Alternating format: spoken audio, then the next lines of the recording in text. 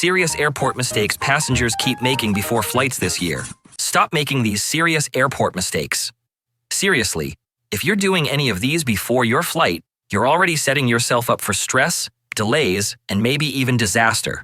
From last-minute packing panics to costly security slip-ups, these common airport mistakes are still happening in 2025, and they could be ruining your travel experience.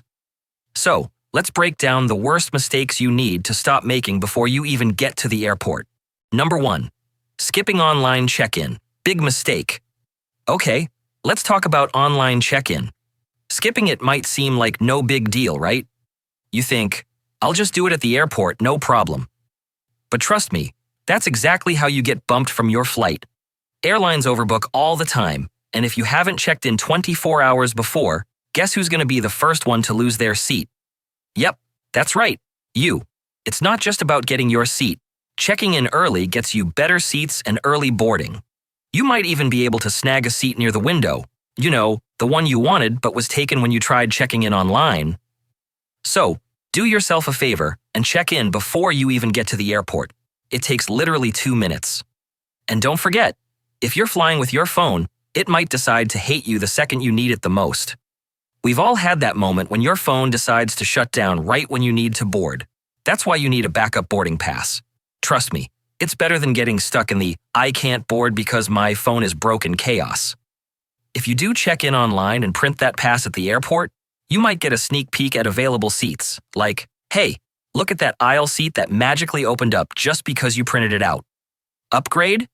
Yes, please. So, check in early, grab that boarding pass, and avoid the airport chaos. I promise you'll be kicking yourself if you don't. Number 2. Arriving too early to the gate. We've all seen it. The overachiever who arrives an hour early to the gate, suitcase in hand, ready to show the world how responsible they are. But here's the thing. Arriving too early is a terrible idea. It sounds like the smart move. After all, you get there and think, I'm being productive. I'll just hang out by the gate and get ready. But guess what? You're not being productive. You're being an easy target.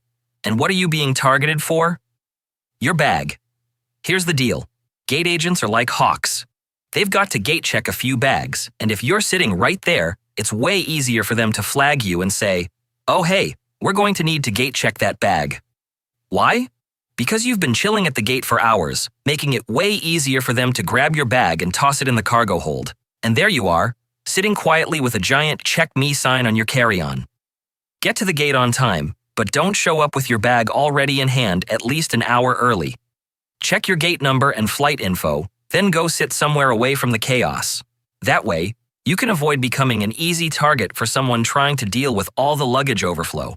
Arrive on time, not 2 hours early, and you won't have to deal with the hassle. Unless you're flying internationally, in which case it might be a good idea to show up earlier, just to be safe. And in some cases, it's actually mandatory, so if that's the case, go grab some food or do a little shopping. But whatever you do, don't just hang around at the gate for too long. Number 3. Relying only on a digital boarding pass. We briefly touched on this in number 1, but it's worth going a little deeper, because relying solely on a digital boarding pass can be a huge mistake. So, you're cruising through the airport thinking you've got it all under control with your shiny digital boarding pass. But here's the thing. Relying on your phone for your boarding pass is a risky move. Phones can and will die at the worst possible moment, right when you're trying to board naturally. Not to mention, airport Wi-Fi is about as reliable as a soggy napkin, so don't be surprised when your connection decides to take a nap just when you need it most. And I don't even want to get started on how some boarding pass scanners can struggle with your phone's screen, especially when it's reflecting the brightest lights on the planet. You'll be standing there like, what's wrong with my phone? While everyone in line is giving you the stink eye. Here's the deal. Always print a backup boarding pass. I know. It sounds like something your grandma would tell you, but it's actually the best thing you can do. A physical boarding pass is your security blanket. Your phone could go kaput for any number of reasons, but that printed pass? It doesn't need Wi-Fi or batteries to work. Plus, when you print it at the airport, you might also get to see an updated seat map, which could give you a chance to sneak into a better seat that wasn't available when you checked in online. And let's be real, if you're going to get stuck in seat 31B, it better be by choice, not because you couldn't print out your boarding pass. So, check in online, Get your boarding pass printed out and walk into that airport like you've got your life together. Number 4.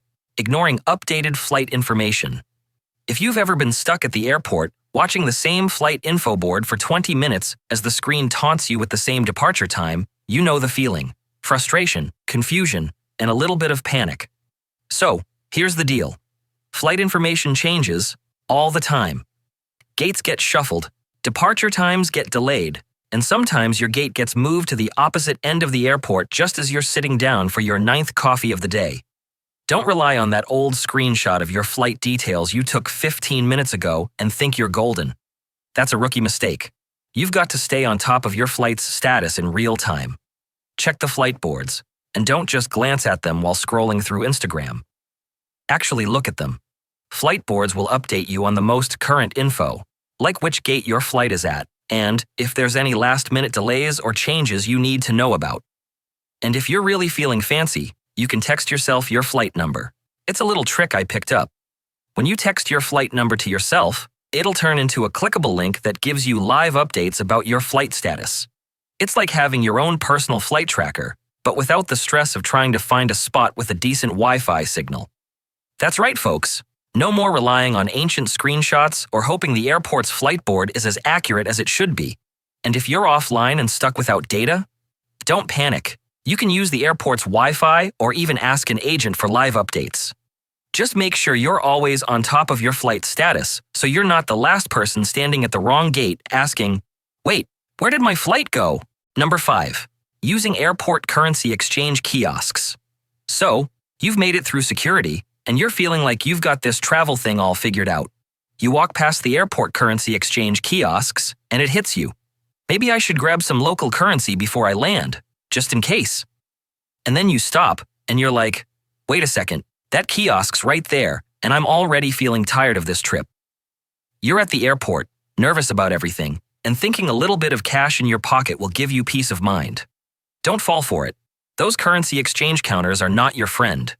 Sure, converting cash at the airport feels like it's giving you that security blanket before you land, but the truth is, you're getting ripped off. The rates at airport exchange counters are always horrible, and they know you're too stressed out to care. You've already spent a small fortune on tickets, baggage fees, and overpriced snacks, so why let the airport take more of your cash? If you need money, just wait until you're at your destination and use an ATM. Sure, you'll pay a small fee, but it'll be way better than the highway robbery at the exchange kiosks. And don't be fooled by that special deal on the counter. When you're in the currency exchange line, it's like a Las Vegas casino. The house always wins. And if you must exchange money, pull up your phone and check the live conversion rates. Use that calculator to do a quick comparison. You don't want to get burned by exchanging cash at the airport just because it feels easier. Spoiler alert, it's never easier. It's just more expensive. Number 6. Forgetting about your phone battery. Let's be honest, we've all done it. Getting so caught up in airport chaos that you look at your phone and suddenly realize, oh crap, I've only got 10% left. That's a nightmare when you still need your phone for boarding passes, directions, ride apps, or even just to distract yourself from the miserable airport food. You'll need your phone fully charged to keep it all together. But here's the catch. You can't always rely on airport charging stations. They're often jam-packed, and let's not even talk about the quality of the chargers. You know the ones I'm talking about, the charging station that looks like it was made in the 90s. And don't even get me started on how airports love to hide the outlets. What's your backup plan? You need a portable charger, an absolute must-have when traveling. You can keep it in your bag, and if you get desperate, you can even charge while you walk through the terminal. Yes, you're that person, and it's okay. Just make sure it's one that's allowed, as certain ones are banned. There's a link in the description of a good one if you don't know the right type to buy. If your phone battery dies, you might as well be carrying around a $1,000 brick in your pocket. Pro tip: if you're really in a pinch, check behind vending machines. Yes, I said it. Those hidden outlets are often the unsung heroes of the airport. Desperate times call for desperate measures, right? Number 7. Getting lost in duty-free and missing your flight. You've finally made it through security, and now you're thinking, I can breathe. I deserve a little treat. You're in the duty-free area, surrounded by fragrances, chocolates, and the allure of that fancy whiskey. But wait, did you check the time? Did you hear the boarding call? Or are you now casually strolling through duty-free, completely oblivious to the fact that your flight might be leaving without you? I get it. Duty-free shopping is the airport's version of a funhouse, full of tempting goods and endless aisles. But the trick is to shop quickly. If you're already running low on time, set an alarm on your phone to remind you when you need to head to your gate. Because let's be real, that $20 lip balm can wait until your next trip, but missing your boarding call? Now that's a disaster. And remember, airports designed duty-free zones to be massive, so you'll spend more time wandering around and lose track of time. If you don't want to miss your flight, be strategic. Grab what you need and keep it moving.